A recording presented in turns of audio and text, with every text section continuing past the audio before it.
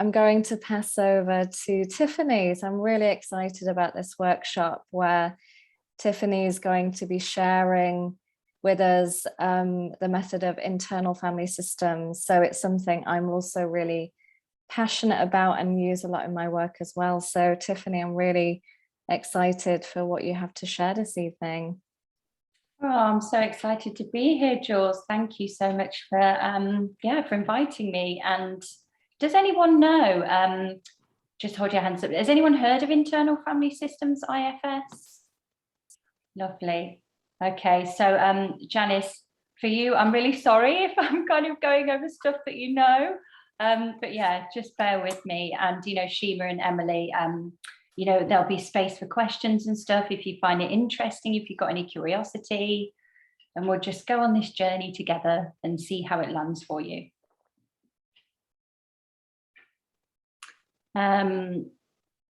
So Jules, should I get cracking? Yeah, Anything brilliant. else? Yeah. No, that's great. Do you want to share your screen? And brilliant. Great. Okay, so I am HSP2. Only kind of found out about, I'd say about 3-4 years ago, kind of searching, doing my own inner work, and came across Elaine Aron's work and thought, oh, that really resonates with me. And it's, kind of like I'd found, a real kind of missing piece of the puzzle, because I'd spent a long time, shaming myself for being highly sensitive. So I was so grateful to come across that work. And I was really exploring different ways to work, with my high sensitivity, and tried a number of different things, different modalities and ways of working. And I came across internal family systems. And I came across it, as a client. I was actually, looking for a therapist. So I started to work with a therapist that was trained in IFS. And I thought, what is this? This is brilliant. This really seems to suit me, because I think we're all different and different approaches work for different people. But I felt like it really resonated with me and my system. So I thought, right, I'm going to go and train in this. Absolutely love this. And my journey kind of went from there.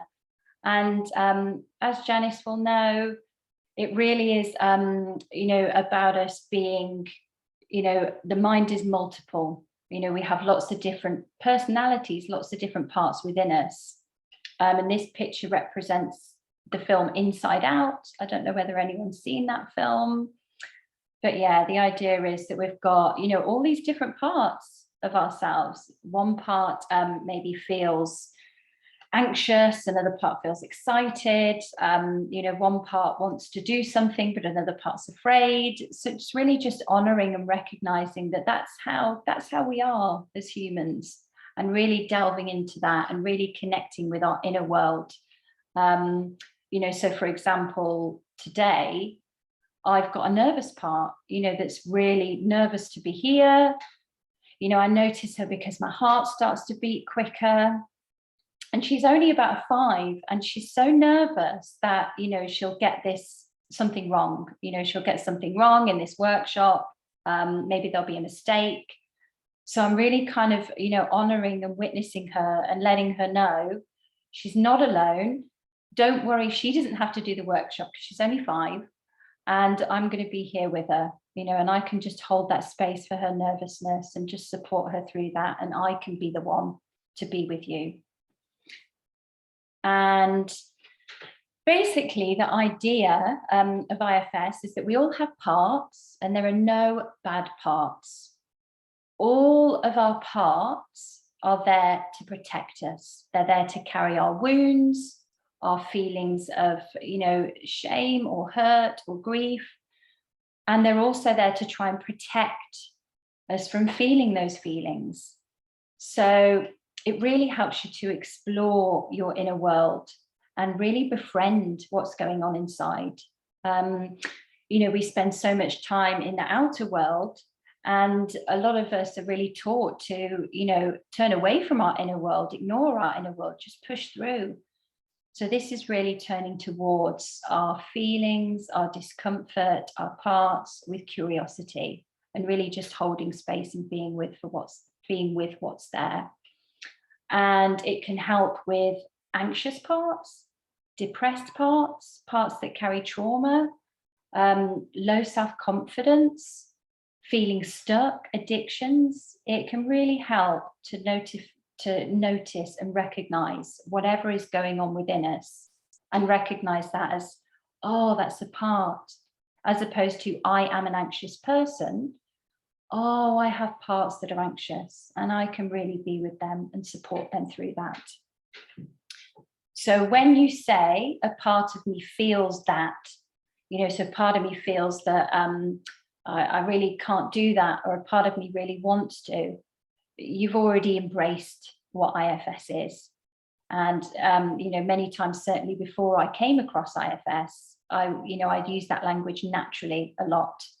So really just understanding we've got different parts, and they all have different beliefs, different feelings, different views, different ways of doing things.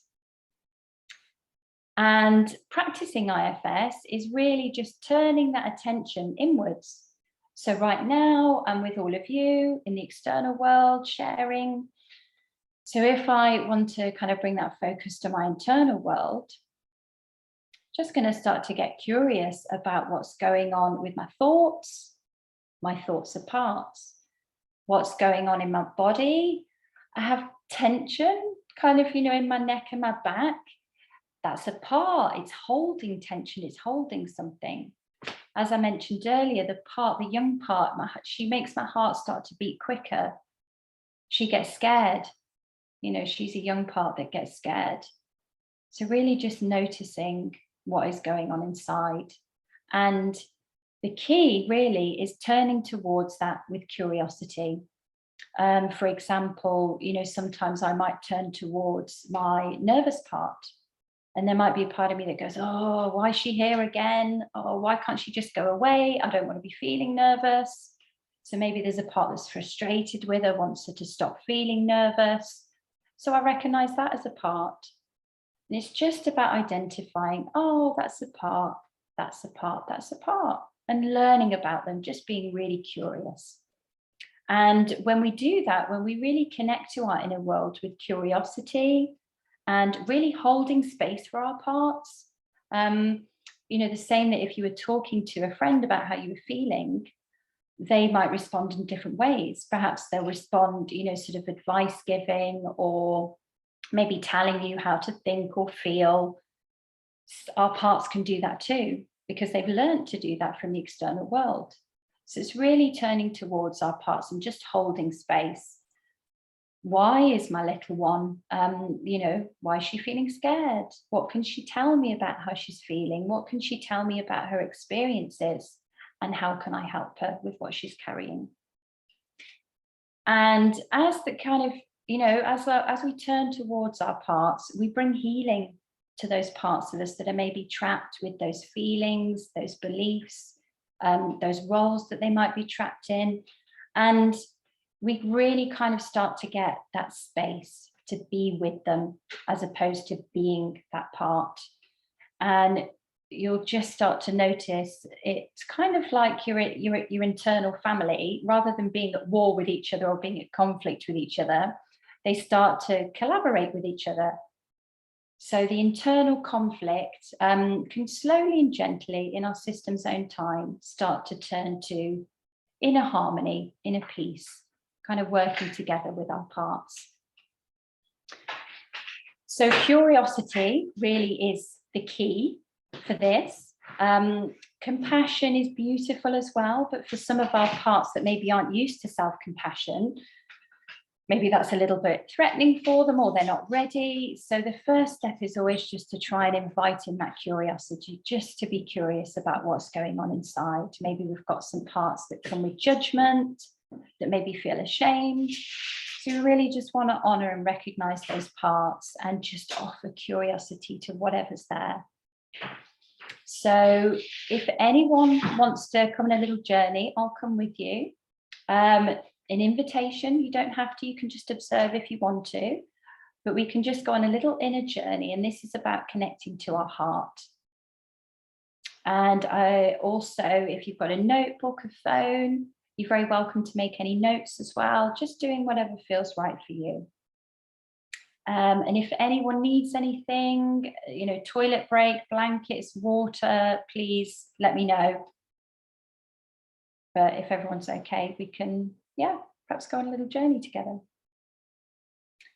So I'll invite you to close your eyes or soften your gaze, totally up to you, whatever feels right for you.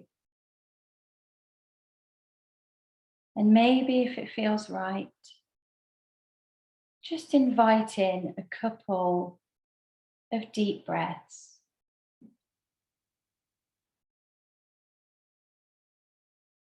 Just really settling in to this space together, to this moment together. There's no right or wrong way to do this. There's just what is. We're just going to be here to notice.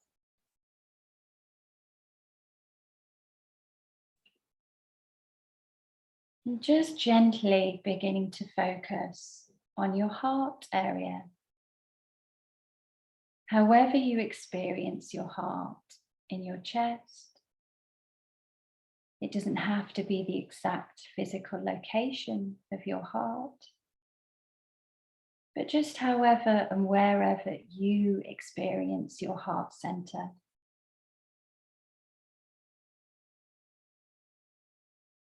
And as you focus on your heart, I'm just going to invite you to get to know it in a physical way.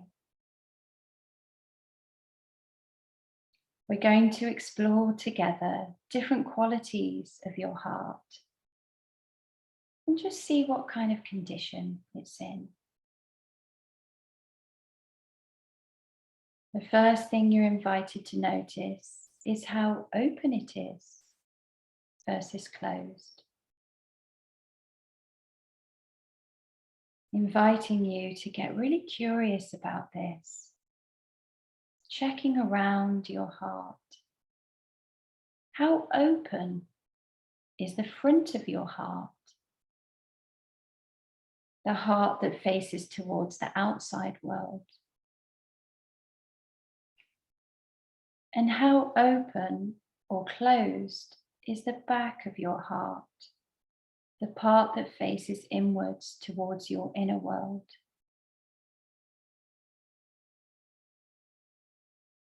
And also check to see how tender it is versus encrusted or calloused.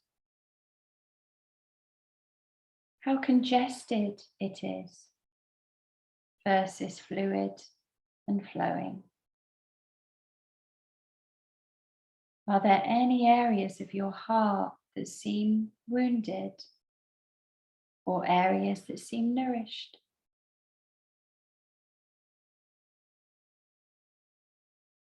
Also noticing how much space your heart has.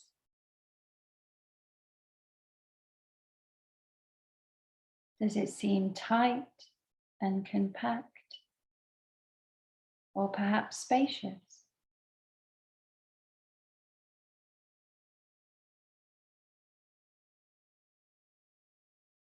You might find that in your exploration of your heart, different parts of your heart are different in those qualities. Maybe the front is open and the back is closed, or perhaps the other way around. Or the top is tender and the bottom is tough. Maybe energy can flow through parts of the heart, but not other parts of it. Maybe in some places, the heart feels pinched and contracted. Maybe in others, more spacious. Just noticing any places where the heart feels closed or contracted, congested or wounded. This just represents protective or hurting parts around the heart. Parts of you that are protecting your heart area and protecting wounded parts of yourself. And if it feels right and you'd like to, you can begin to invite some curiosity towards those parts who are protecting your heart. And to get curious about what are they afraid would happen if they didn't protect your heart in this way. If they allowed your heart to be fully open and tender and flowing. If they didn't try to protect your heart in the way that they do. And in answering that question, it's likely that these parts will teach you about vulnerable parts that they protect within or around your heart. And right now, you don't have to go to these parts. We can just get to know a little bit about them from the protectors.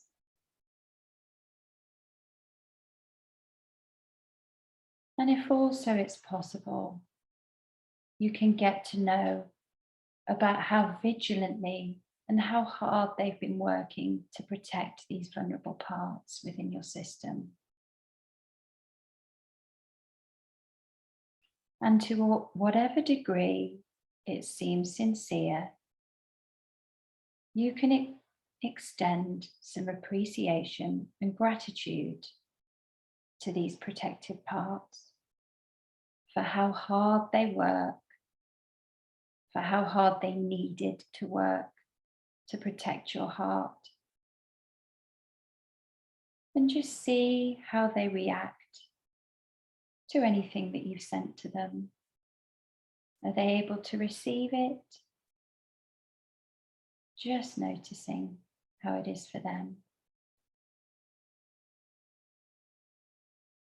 And we really want to honor these parts for how hard they work and what they do. They helped us to survive. And right now, we're not asking them to change anything about that, nor do we expect them to. We're just getting to know their fears and showing them appreciation and gratitude. And maybe also just gently starting to propose at some point, someday, in their time, that perhaps they will let you go to these vulnerable parts so that you can bring healing to them. And so these protected parts don't have to work so hard.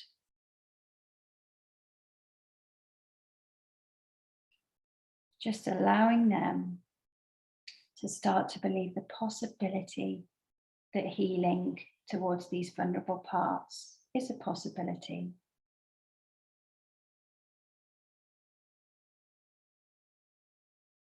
And just noticing how they respond. And be sure just to let them know whatever you'd like to let them know about what they've done to protect you, about how hard they work to protect, how hard they've worked to keep your heart safe.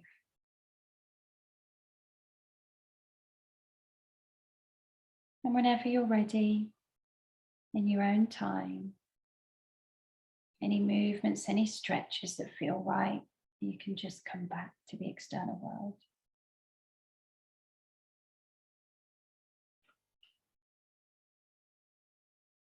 And just welcoming anyone to make any notes that they'd like to make. If anyone wants to share, please feel free to share with the group or in the chat. No pressure, just whatever feels right to everybody.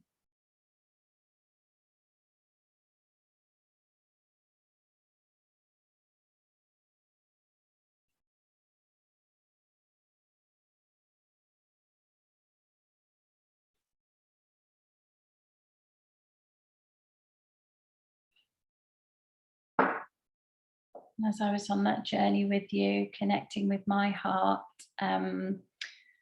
what I noticed in my heart and what I've noticed before is that the front of my heart tends to flow quite freely to the outside world, to other people.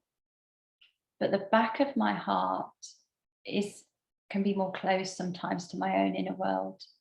There's a protective part that kind of, wants to send the love outwards, but she's a bit afraid to send it inwards to my parts. So that's something I've really noticed, and I work within my own system. So really just honoring whatever it is that you've noticed in yours.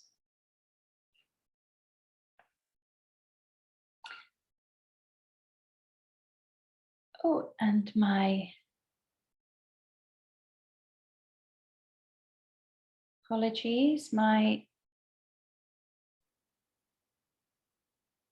presentation seems to be not playing ball, so I'm going to stop share and start again.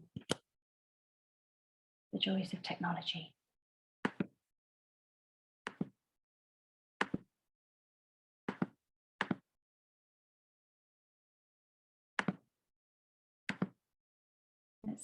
Let's see how we get on with this.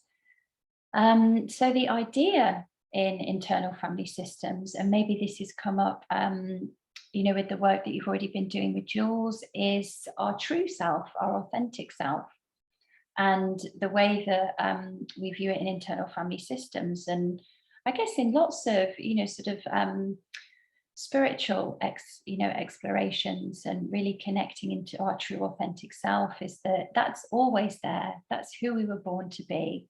That didn't go anywhere. However, when we've been hurt, in the external world, maybe hurt by other people, hurt by circumstances, we can lose touch with our true authentic self.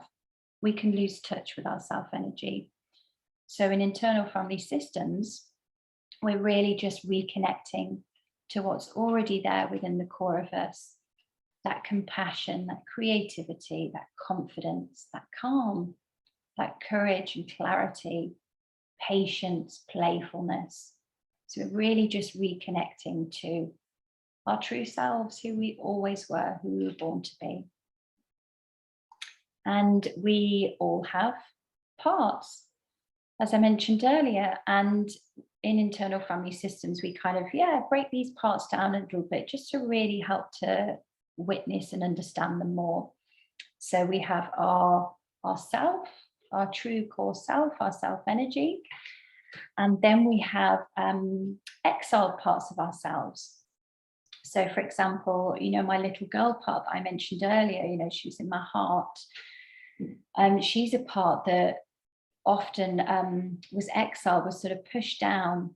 She had times in the past where she was shamed for making mistakes. It wasn't safe for her to make mistakes. So she gets very nervous, around getting things right. She gets scared. And there are parts in me that didn't want to feel that. They don't want to feel my heart racing. They don't want to feel that nervousness. They don't want to feel her feelings. So managers and protectors are created to try and keep her down, to try and push her feelings down. So for example, a part, I've got a perfectionist part that says, right, in order to not feel her feelings, I need to get everything right. I can't make any mistakes. And then I've got a push through part, just ignore her, just push her feelings down and just push through, just get through it. So we have parts of ourselves, managers and protectors, that try and keep her feelings down. But of course, she's going to pop up. They work as hard as they possibly can, but at times she's just going to break through, and I'm going to really feel her fear. So IFS is really about helping these protected parts of me feel safe enough for me to go to her, so that they don't have to work so hard to push her feelings down, so that I can be with her, help her to process those feelings, and those protectors can start to relax back with how hard they have to work. Our exiles, they hold, painful feelings, trauma memories. Really what we hope to do is to be able to go to these exiled parts of ourselves and really help them to process what they couldn't process then, help them with those big feelings, and really just be with them with that compassion, with that curiosity, and really help them with what they carry. And sort of recognizing exiles in the system, feelings of shame, parts of us that feel worthless, parts of us that feel, you know, we can't cope, you know, we're not safe on our own. Fear, terror, that grief, that feeling alone, feeling in pain, some of the beliefs that our exiles carry. You know, I'm unlovable, I'm bad, I'm not enough, I don't matter, I'll be hurt. So really recognizing these are often really young, wounded parts of ourselves that hold this.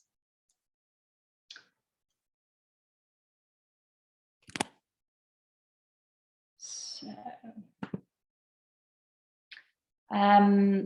how do we recognize them in the body? So all of our parts, they really come to us in our body in sensations in different ways. So, for example, I noticed, I mentioned earlier, my exhale part, my heart starts to race.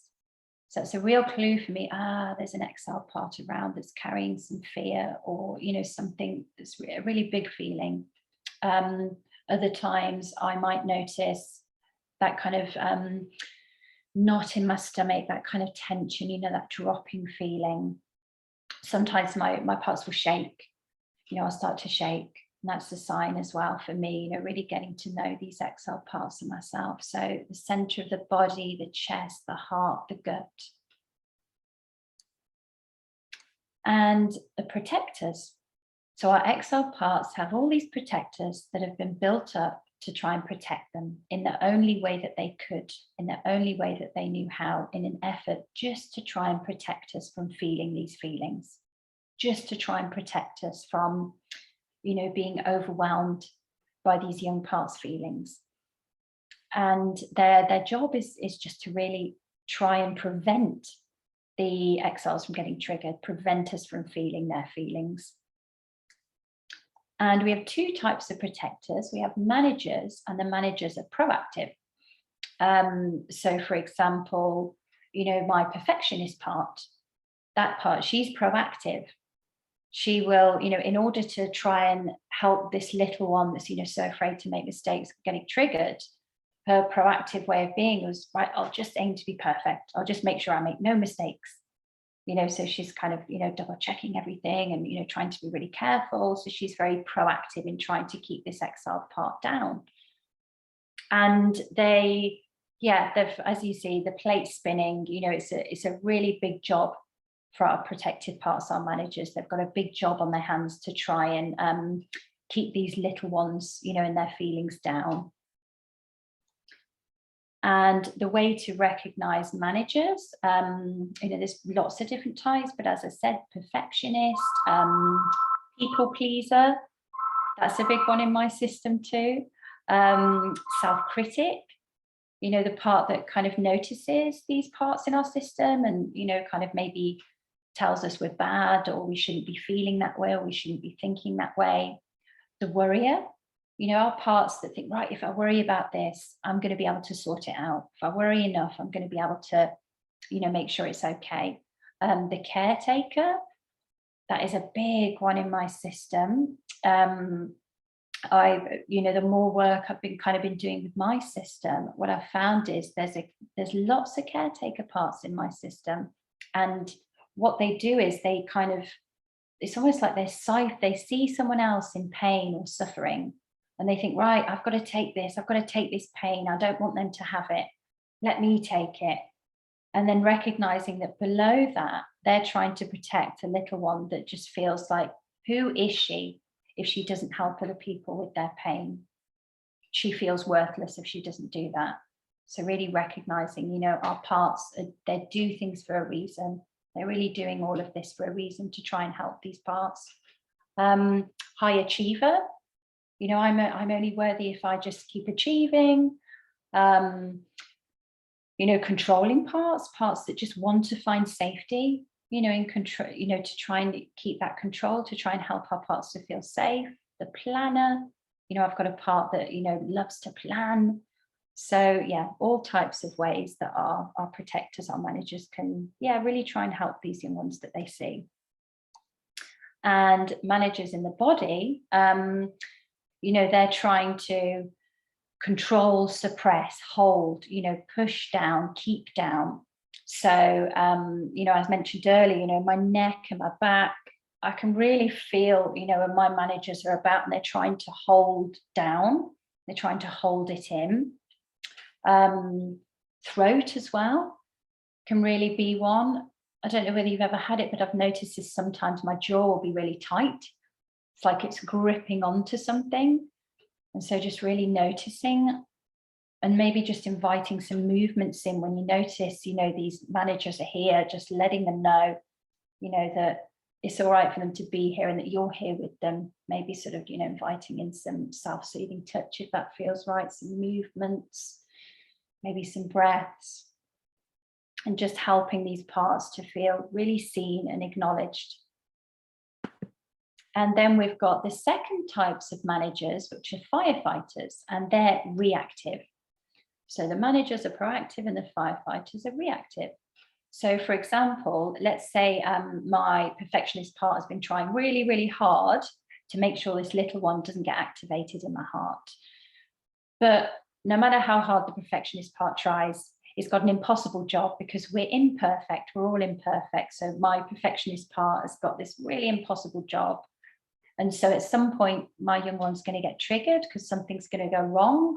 For example, my workshop here, the keynote isn't playing ball, so I've had to adapt.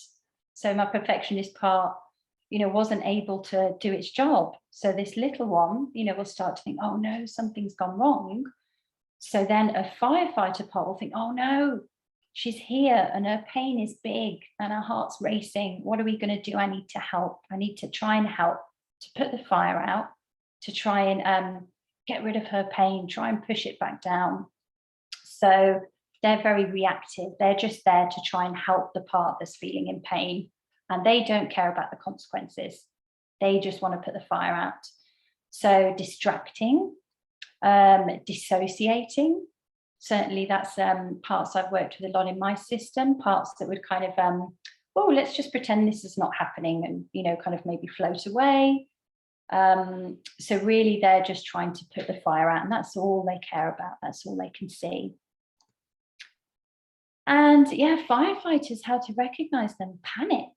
So for example, if a part is, got a big feeling and maybe parts in the past haven't been safe to have big feelings or there wasn't anyone to hold space for them to have those big feelings, the firefighter thinks, oh no, panic, we've got a big feeling, danger. So, parts that panic attacks, absolutely. Parts that are just, they don't know what else to do with this. That's all they can do in the moment. Addictions is another one.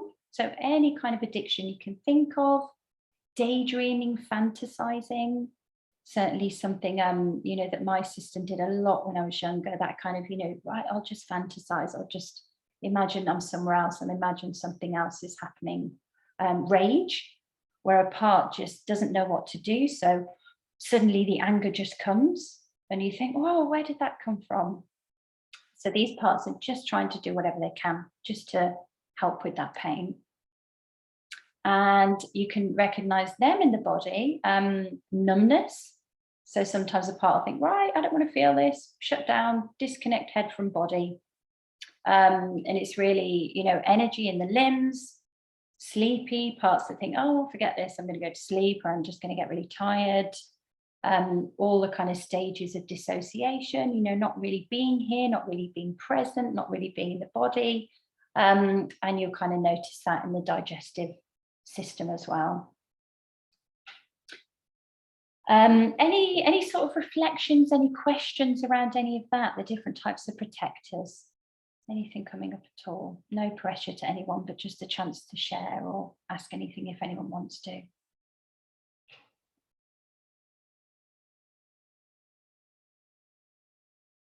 Great. So the next thing we kind of really recognize, I was mentioning earlier that our parts can be polarized with each other. Our parts can kind of be at war with each other almost, in a tug of war with each other, different parts, you know, have different jobs, different roles, different beliefs, and they work in different ways. So often, you know, you'll notice and you'll think, oh, there's something going on and I just feel so stuck and I just don't know what to do about this. Let's say, you know, it's a job and a part of you really wants to leave that job because, you know, it's just had enough of that job. And another part says, no, you can't leave the job. What are we going to do? You know, there's no way you can do that. And so you notice that you just feel stuck.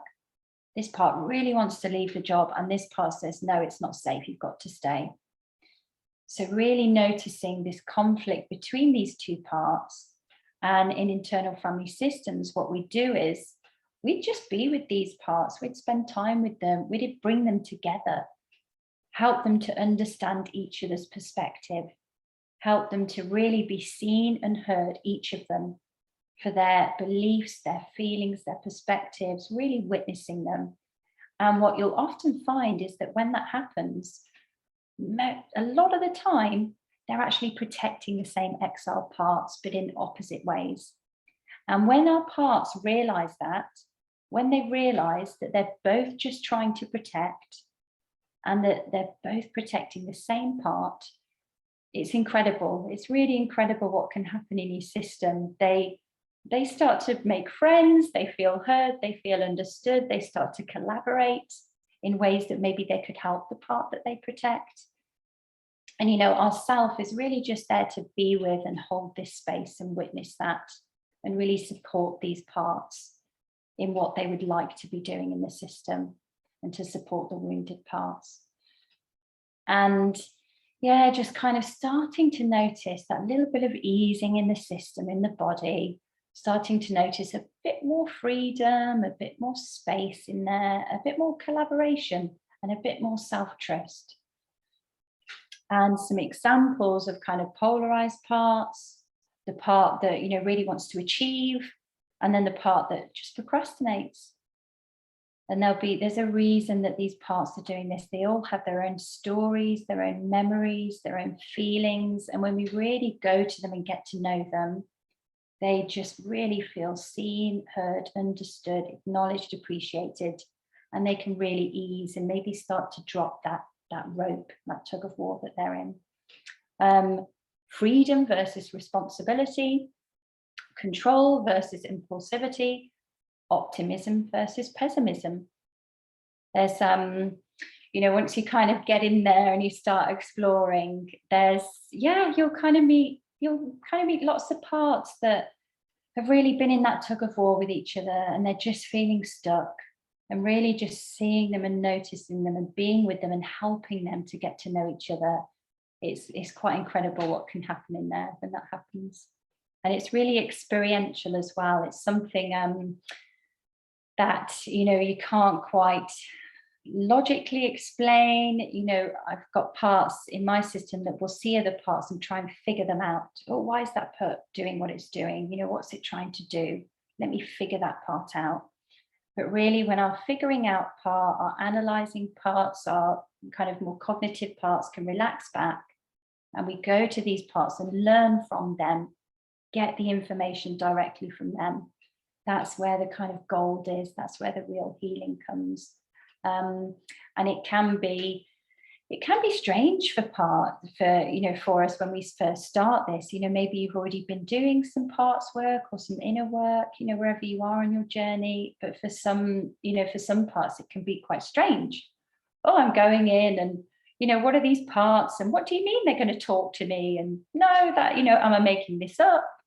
You know, so lots of parts that just have different beliefs and worries and concerns about doing this inner work, and we honor them and we witness them and we work with them too.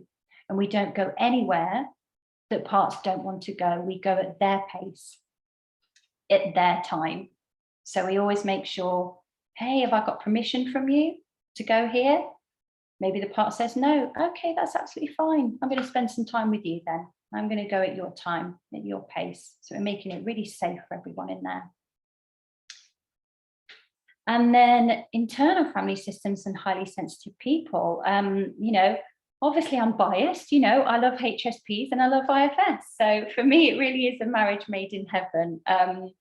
But yeah, I really do think for highly sensitive people, certainly in my personal experience, and I mainly just work with HSPs now, there's something about our innate gifts, our innate traits that really seems to come together beautifully with IFS.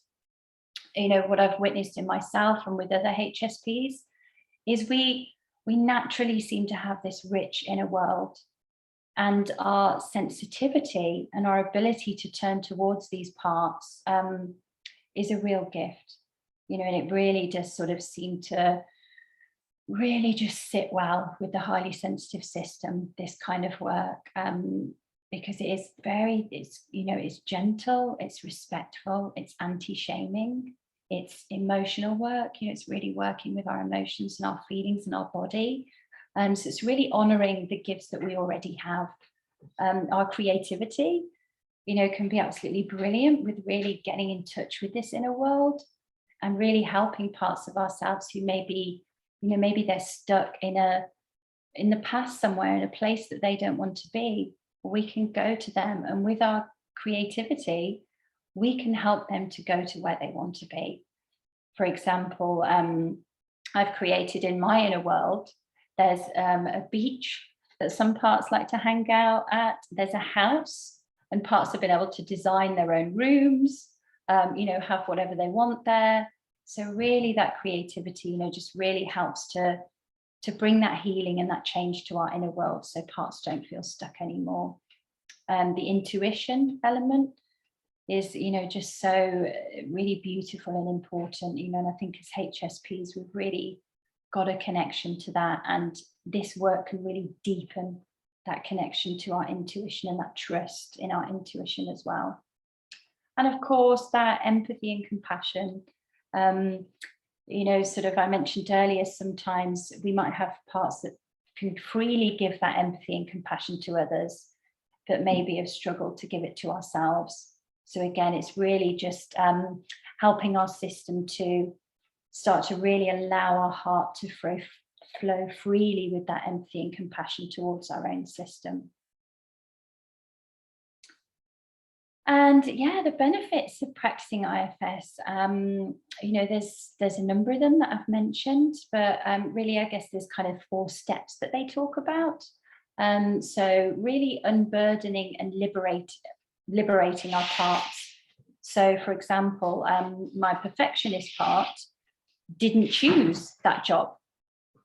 That's not how it was born. It didn't choose that job, but at some point it was shamed, you know, for getting something wrong, for making a mistake.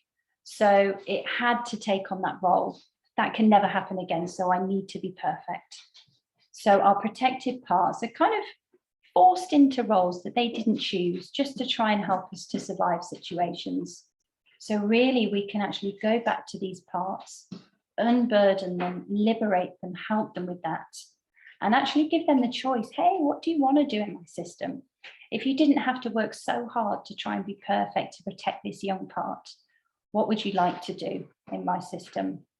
And a lot of the parts that I've connected with have wanted to be creative.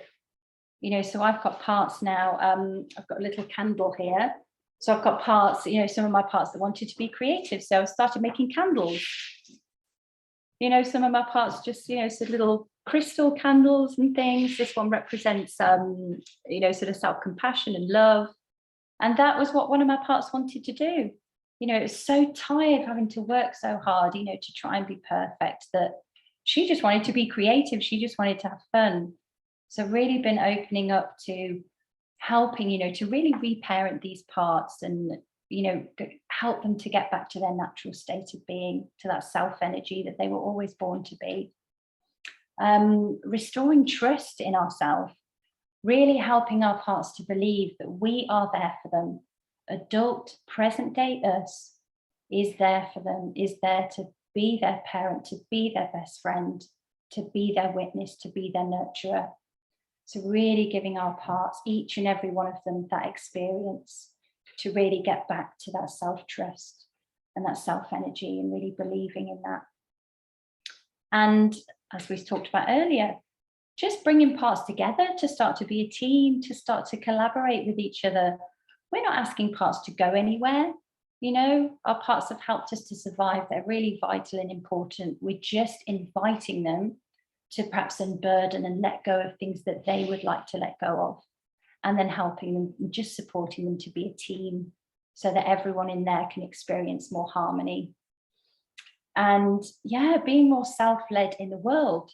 So for example, you know, often our parts will come up in relationships, in relationship to others. You know, so for example, my partner, my parts are always going to be, you know, triggered, you know, in my relationship with my partner, because it's a close relationship. So he has parts, I have parts, you know, maybe we disagree about something and boom, our defensive parts come up to defend our, you know, our little ones in there that are maybe feeling scared or hurt. So it really just gives you a chance to really recognize, oh my gosh, that was a part that just came up there that was really angry with you or said that thing to you that I didn't mean. That was just a part. And you know what? That part is protecting the part of me that feels terrified, that just feels so scared and out of control in this conflict. So it's really being able to name that and honor that. And in that way, we're just showing up in the world in a more self-led way, just really inviting more of that beautiful self-awareness and that support to our parts. And just, yeah, really reconnecting to our authentic selves, really refinding and reconnecting to that core of who we are. So I've got a little guided meditation to, yeah, just help us kind of just reconnect to self energy. But I really want to invite any questions, any sharings before that, anything at all, anything that's come up for anyone. And again, no pressure at all, just an invitation.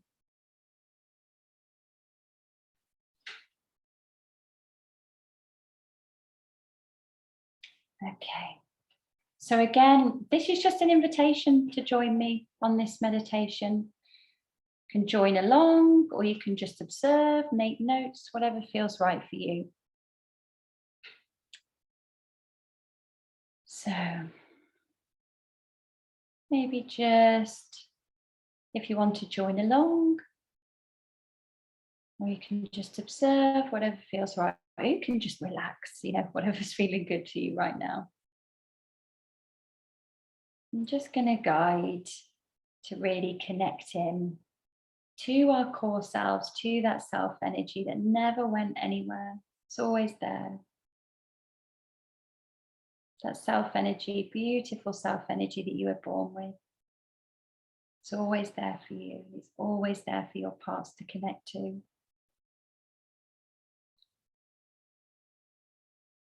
So just focusing your imagination on the middle part of your body from top to bottom.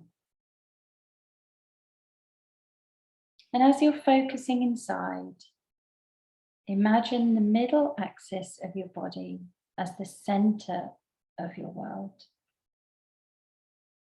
And notice that everything in the external world happens outside of you, in a far distance. See or feel the core of your body as an axis that is untouchable and in a safe distance from everything else that happens in the outside world. Now let your imagination take you one step further. Imagine yourself as a beautiful tree.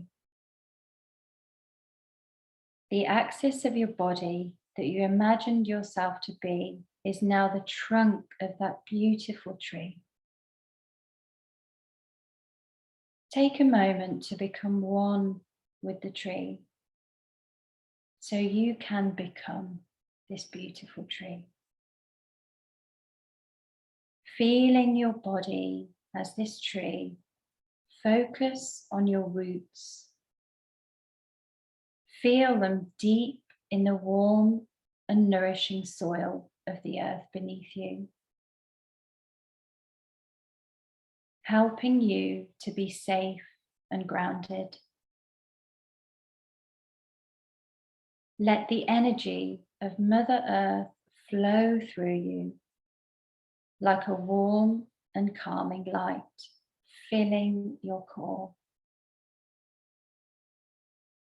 And as you fully embody the trunk of the tree and connect to its roots, gently begin to turn your attention to your many branches that extend outward from you. See these branches as your children and parts of your being. Each branch is a part, and each branch has their own unique shape and depth of reach into the air.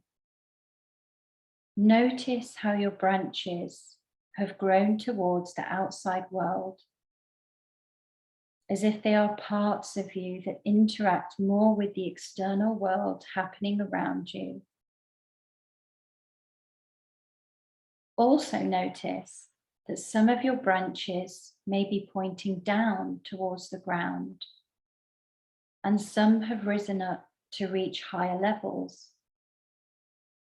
Maybe there was a reason that they happened to grow as they did. And as you feel yourself as this beautiful tree, open your mind to any thoughts or feelings that you left behind in the beginning of this meditation. Allow them to come and see you as a tree, and invite them to become one of your branches so you can see and feel closer to them, stay connected to them, and get to know them better. And after allowing your feelings and thoughts to merge with your branches, take a moment to feel or visualize the fact that you are the trunk, and all your thoughts and feelings are now separate branches around you. They are all a part of you and connected to you. They are unique with their own shape, their own history, their own feelings and beliefs.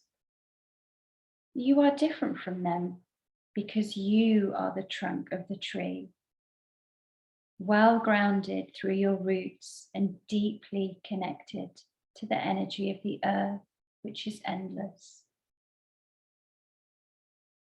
Take a mental image of this view or feeling as you being the core center of your being, and all of your thoughts, feelings, and everything else as being your branches that are connected to you.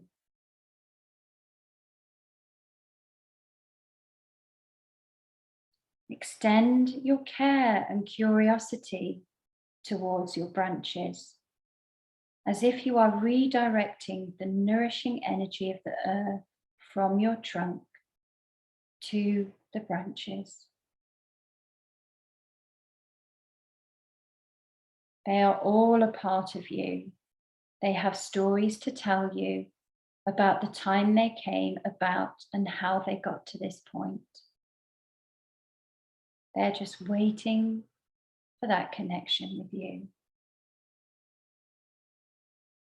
Let them know you are here and you see them as a part of you, and that you are interested to know more about them and what they do for you.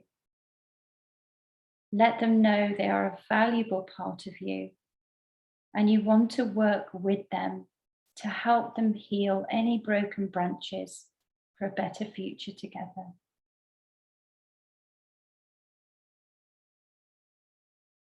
Maybe take another mental image of this moment, looking towards your branches and feeling connected to them. Remembering this relationship and this connectedness.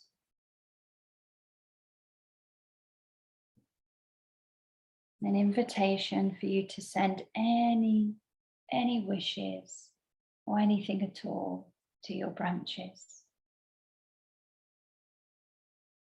I'm sending deep gratitude from my system to yours for this sacred space that we have shared together, and for your time, and deep gratitude to all of your parts for how hard they work to protect you and for all that they carry. It's been an honor and a privilege to be with you all.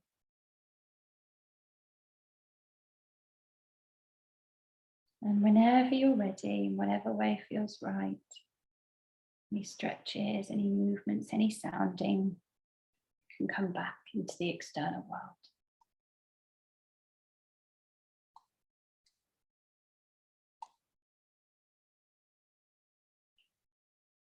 So again, you're invited to make any notes of anything that you noticed, anything at all.